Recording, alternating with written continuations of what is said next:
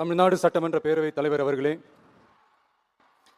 மாண்புமிகு அமைச்சர்கள், நீதியரசர்கள், எம்எல்ஏஸ், எம்பிஸ், உள்ளாட்சி பிரதிநிதிகள், தலைமை செயலாளர் உள்ளிட்ட அரசு அதிகாரிகள், நம்ம தாய்நாட்டின் சுதந்திர போராட்டத்தில் பங்கேற்று இன்னைக்கும் வாழ்ந்துட்டு இருக்கிற தியாகிகள், தற்போது குடும்ப ஓய்வூதியம் பெற்று வரும் சுதந்திர போராட்ட தியாகிகளின் வாரிசுதாரர்கள், டிஜிபி உள்ளிட்ட அனைத்து காவல்துறை அதிகாரிகள், முப்படைகளை சேர்ந்த அலுவலர்கள், வீரர்கள், சிறப்பு விருந்தினர்கள், இன்னைக்கு இந்த சுதந்திர தினத்தில் கோட்டையில் கொடியேற்றுறதை பார்க்க வந்திருக்கிற பொதுமக்களுக்கும்,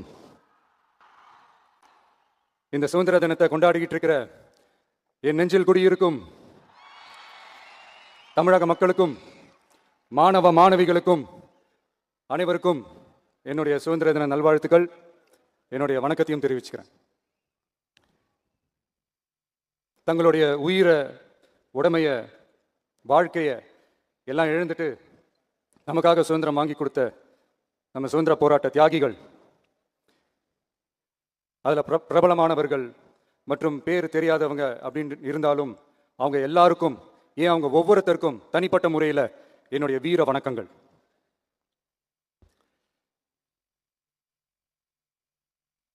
நம்மள ஒரு அடிமை மாதிரி வச்சிருக்காங்க அப்படின்னு தெரிஞ்சிட்டாலே மக்கள் மத்தியில் ஆட்டோமேட்டிக்காக ஒரு ஒற்றுமை ஒன்று வர ஆரம்பிக்கும். எல்லாரும் ஒரே மாதிரி யோசிச்சு ஒன்று சேர ஆரம்பிப்பாங்க. அப்படி ஒன்று சேர்ற இடத்துல தான் சாதி உடையும், மதம் உடையும், மொழி, இனம் இந்த மாதிரி எல்லாமே உடஞ்சி நொறுங்கும். அப்படி உடஞ்சி நொறுங்குற இடத்துல தான் கிடைக்கிறது தான் உண்மையான சுதந்திரம். அதுதான் நம்ம மகாத்மா காந்திஜி அவர்கள் அவங்களுடைய தலைமையில் 1947 இதே இந்த ஆகஸ்ட் 15 நமக்கு அந்த சுதந்திரம் கிடைச்சிது. இன்னைக்கு நம்ம எல்லாரும் அந்த சுதந்திரத்தை கெட்டியாக பிடிச்சிக்கிட்டு படிப்படியாக டெவலப் ஆகி வந்துக்கிட்டே இருக்கிறோம். அந்த டெவலப்மெண்ட்ஸை அடுத்தடுத்த கட்டத்துக்கு கொண்டு போக வேண்டியது நம்ம எல்லாருடைய ஒரு கடமையும் கூட.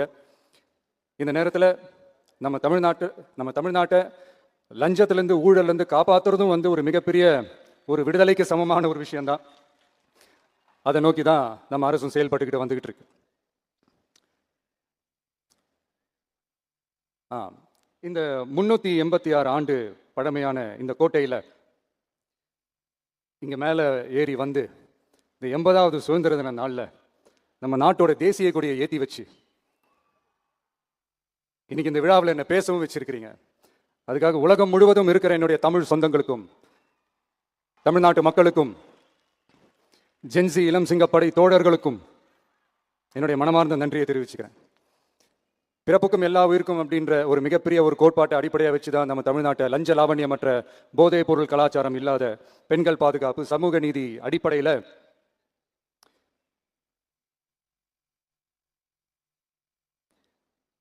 ஒரு வெளிப்படையான, ஒரு உண்மையான, ஒரு நேர்மையான ஒரு நிர்வாகமாக இதை நாம் செயல்பட்டுக்கிட்டு வந்துக்கிட்டு இருக்கிறோம். பொது வாழ்வில் சமரசம் இருக்கவே கூடாது. மக்கள் நலன் தான் மிக மிக முக்கியமான ஒரு விஷயம். அந்த அடிப்படையில் தான் தமிழக வெற்றி கழக அரசு செயல்பட்டுக்கிட்டு வந்துக்கிட்டு இருக்கோம். அதே அடிப்படையில் தான் மக்கள் நலன் சார்ந்த திட்டங்கள்லையும் நம்ம சென்ட்ரல் கவர்மெண்ட்டோட நிர்வாக ரீதியாக ஒத்துழைப்போட இருக்கிறோம். But at the same time நம்ம தமிழ்நாடு கொள்கைகள்னு வந்துட்டா மாநில உரிமைகளுக்கு எதிரான முடிவுகளையும் சரி, தமிழ்நாட்டுக்கு எதிரான கொள்கை முடிவுகளையும் சரி நம்ம டிவிகே அரசு எப்பவுமே எதிர்க்கும். அதில் எந்த மாற்று கருத்துமே கிடையாது. அதே மாதிரி இதுக்கு முன்னாடி நிறையா திட்டங்கள்லாம் கொண்டு வந்திருக்காங்க. அதில் எதெல்லாம் மக்களுக்கு யூஸ்ஃபுல்லாக இருக்கிற மாதிரி திட்டங்கள் இருக்கோ அதெல்லாம் கண்டினியூ பண்ணிக்கிட்டு தான் இருக்கிறோம். ஃபார் எக்ஸாம்பிள் ஜெயலலிதா மேடம் கொண்டு வந்த அம்மா உணவகம் திட்டம், அது இன்னும் மெருகேற்றி கண்டினியூ பண்ணிக்கிட்டு தான் இருக்கிறோம். அது மாதிரி காலை உணவு திட்டம், அதையும் இன்னும் விரிவுபடுத்தி 6th ஸ்டாண்டர்ட்லேருந்து 8th ஸ்டாண்டர்ட் வரைக்கும் அதையும் விரிவுபடுத்தி வர செப்டம்பர் 17 பெரியார் அவர்களுடைய பிறந்த நாள் அன்னைக்கு அதை தொடங்க இருக்கிறோம். ஸோ நம்மளுடைய அரசு, உங்களுடைய அரசு இந்த 3 மாதம் ஆகுது. இந்த 3 மாசத்துல விவசாயிகளின் பயிர்க்கடன் ரூபாய் 5092.23 கோடி தள்ளுபடி செய்யப்பட்டுள்ளது. குறுவை சாகுபடி தொகுப்பு திட்டத்திற்கு ரூபாய் 134.83 கோடி வழங்கப்பட்டுள்ளது. ஒன்றிய அரசு நிதியுடன் ரூபாய் 12,642 கோடியில் 125 நாள் வேலைவாய்ப்பு திட்டம் மற்றும் ஜல் ஜீவன் குடிநீர் திட்டம் ரூபாய் 18,123.05 கோடியில் செயல்பாட்டிற்கு கொண்டு வரப்பட்டுள்ளது. சுகாதாரத்துறையில் சேவைக்கு நலம் AI செயலி கொண்டு வரப்பட்டுள்ளது. பேரறிஞர் அண்ணாவின் பிறந்த நாளான செப்டம்பர் 15ஆம் நாள் தாய்மாமன் தங்க மோதிர திட்டம் ரூபாய் 755.83 கோடியில் தொடங்கப்பட உள்ளது. மக்களின் போக்குவரத்திற்கு ரூபாய் 127.21 கோடியில் 300 புதிய பஸ்கள் வழங்கப்பட்டுள்ளது. தமிழ்நாட்டில் மதுப்பழக்கத்தை குறைத்திடும் வகையில் முதற்கட்டமாக 717 டாஸ்மாக் கடைகள் மூடப்பட்டுள்ளன. வெளிப்படையான நிர்வாகத்திற்காக நவீன தொழில்நுட்பத்தை பயன்படுத்தி கணினி மயமாக்கப்பட்ட நிர்வாகம் செயல்பாட்டில் உள்ளது. முன்னெப்போதும் இல்லாத ஆளில்லா பத்திரப்பதிவு செயல்பாட்டிற்கு கொண்டு வரப்பட உள்ளது. கோயில் நிலங்கள் கணக்கெடுக்கப்பட்டு அனைவருக்கும் தெரியுமாறு ஆன்லைனில் ஏற்றப்படுகிறது. வருவாய்த்துறையில் அனைத்து சான்றிதழ்களும் 15 தினங்களுக்குள் வழங்கப்படுகிறது. லஞ்சம் வாங்குவதை புகார் செய்ய புதிய வாட்ஸ்அப் எண் அறிவிக்கப்பட்டுள்ளது. அரசின் வருமானம் தனிநபருக்கு செல்வது தடுக்கப்பட்டுள்ளது.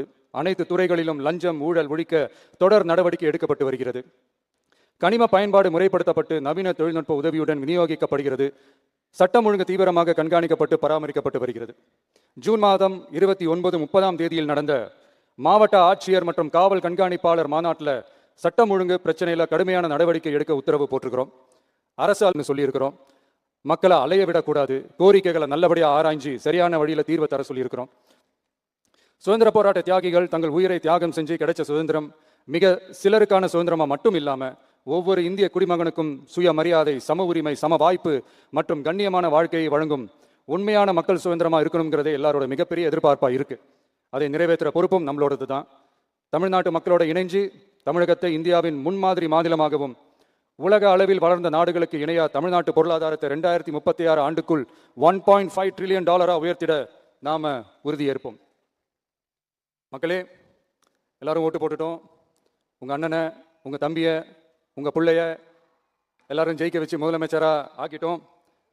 அதனால நம்ம கடமையெல்லாம் முடிஞ்சிருச்சுன்னு சொல்லி யாரும் ஒதுங்கி போயிடாதீங்க. இனிமேதான் நீங்க நம்மளோடவே கூடவே இருக்கணும். உறுதியா நம்ம அரசோடவே கூட இருக்கணும். அப்பதான் உங்களுக்காக இருக்கிற எல்லா நல்ல திட்டங்களையும் என்னால் செயல்படுத்த முடியும். 8 கோடி பேரோட அந்த பிரதிநிதி தான் முதலமைச்சர் பதவின்னு சொல்லுவாங்க. அதனால தான் சொல்றேன், மக்கள் தான் ஆட்சியாளர்கள். இங்க நான் எல்லாருமே, அங்க இருக்கிறவங்க எல்லாருமே மக்களோட சர்வன்ட்ஸ். அப்படிதான் நான் அதை பார்க்குறேன். ஸோ வாங்க எல்லாருமா சேர்ந்து நம்ம கடமையை சேர்ந்து செய்வோம். நம்ம அரசுக்கு எதிரான சக்திகளையும் சரி சதிகளையும் சரி முறியடிப்போம்.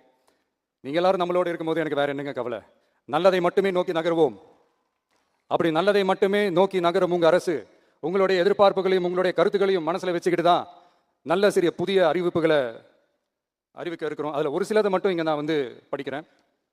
1, தாய்நாட்டிற்காக தன்னலமற்ற தியாகம் செய்து நமது நாட்டின் பாதுகாப்பிற்காக அரும்பாடுபட்ட முன்னாள் படை வீரர்களின் நலன் கருதி அவர்களது 2 மகள்களுக்கும் வழங்கப்படும் திருமண நிதி உதவி 25,000 ரூபாயிலிருந்து 50,000 ரூபாயாக உயர்த்தி வழங்கப்படும்.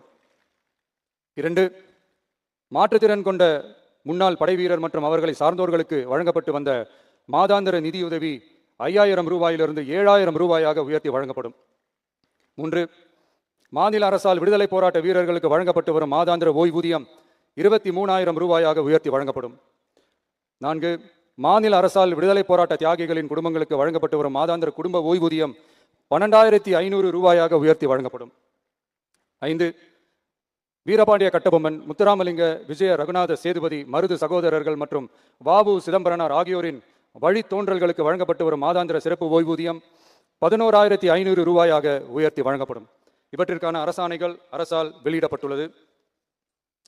I once again extend my respectful greetings and salute the people of Tamil Nadu who has broken the caste and religious considerations, rejecting money and muscle power, and gave us an overwhelming support to establish people-centric and social justice government. We are on a mission mode to achieve corruption-free government. We want our people to develop zero tolerance towards corruption. And we appeal to the officials and the people of Tamil Nadu to make our state corruption-free. இன்னைக்கு இந்த விழாவில் பரிசு வாங்க போற, பாராட்டுகளை வாங்க போற, விருதுகளை வாங்க போற அனைவருக்கும் என்னுடைய வாழ்த்துக்களை தெரிவிச்சுக்கிறேன்.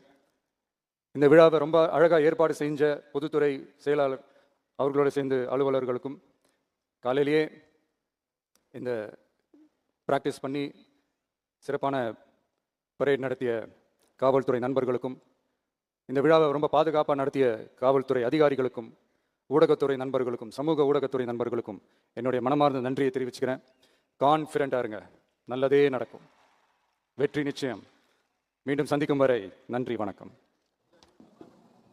சுதந்திர தின விழா